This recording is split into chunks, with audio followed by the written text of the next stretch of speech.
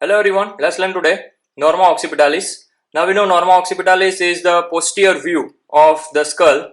So in the posterior view, what we see is the posterior part of the parietal bones.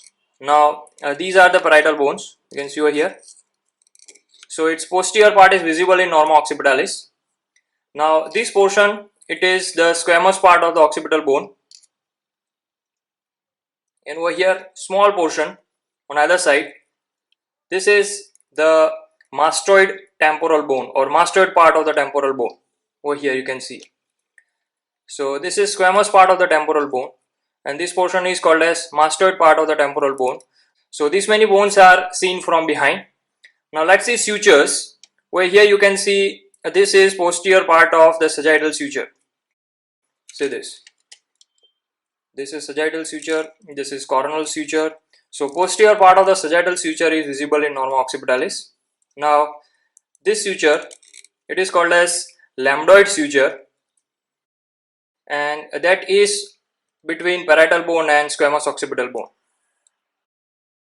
Now over here you can see another suture that is between the mastoid part and parietal part. Above it is called as parieto-mastoid suture. And over here you can see that is between mastoid part and occipital part. So that is called as occipito-mastoid suture. So four sutures are seen in NORMA OCCIPITALIS, namely posterior part of the sagittal suture, lambdoid suture, the parieto-mastoid suture and occipito-mastoid suture. Now certain bony landmarks. Over here you can see two foramina and these are called as parietal foramina. Now the portion of the sagittal suture between two parietal foramina over here, this is called as obelion. Now it is considered as the part which represents third eye. Now parietal foramina will allow passage of emissary vein that connects scalp to the superior sagittal sinus. Now over here, meeting point of the sagittal suture with the lambdoid suture over here, this portion is called as lambda and this is a point where posterior fontanelle lies and that gets fused in first 2 to 3 months of the life. So this is lambda. Obviously the shape is like a lambda, so as the name given is to lambda.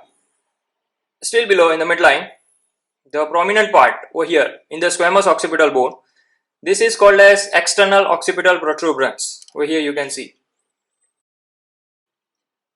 Now on either side from the external occipital protuberance, two curved lines will run from medial to lateral with concavity facing down like this. These are termed as superior nuchal lines.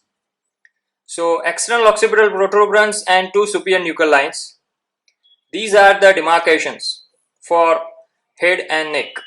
So beyond that the neck starts and obviously this is the line or this is a demarcation of NORMA OCCIPITALIS. Beyond that NORMA basalis starts. So in the midline there is external occipital protuberance. Above it provides attachment to the trapezius. Below it provides attachment to the uppermost part of the ligamentum nuchae. Now this is external occipital protuberance and in the midline the most prominent point over here, this is termed as inion. Just above the inion, this portion is called as occipital point, which is the farthest point from the glabella. Now glabella, you know, it's a midpoint or imaginary midpoint between two superciliary arches. Now if you take an anteroposterior diameter or anteroposterior distance, this will be the farthest. So from glabella the farthest point anteroposteriorly is the occipital point. Now the superior nuchal line, medially they provide attachment to the trapezius and laterally it provides attachment to two muscles, sternocleidomastoid above and splenius capitis below. Now sometimes parallel to the superior nuchal line, 1 cm above to the superior nuchal line, there runs two another lines. These are termed as highest nuchal lines because they are situated above to the superior nuchal line. So these are termed as highest nuchal lines. Now again, medially it provides attachment to the epicranial aponeurosis or gallia aponeurotica and laterally it provides attachment to the occipital belly of occipitofrontalis or occipitalis muscle. Now over here, this is mastoid temporal bone. Now this is occipitomastoid suture, and over here you can see a foramen. Let me bring it closer. Over here you can see a foramen. This is called as mastoid foramen. Obviously it is found in the mastoid bone, so as the name given is mastoid foramen, and deep inside it opens into the sigmoid sulcus. Over here let me show you. This is transverse sulcus and this is the sigmoid sulcus, and over here you can see a foramen.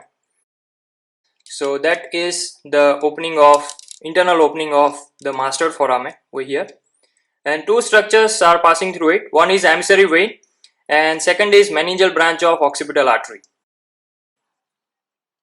Now sometimes at the apex of squamous occipital bone, a small piece of bone is found. This is called as interparietal bone. It's not a sutural bone or accessory bone, but it's the membranous part of the occipital bone which fails to fuse with the cartilaginous part. So here sometimes we may get interparietal bone near lambda. So that is about Norma occipitalis. Hope you have understood well. Thanks for watching.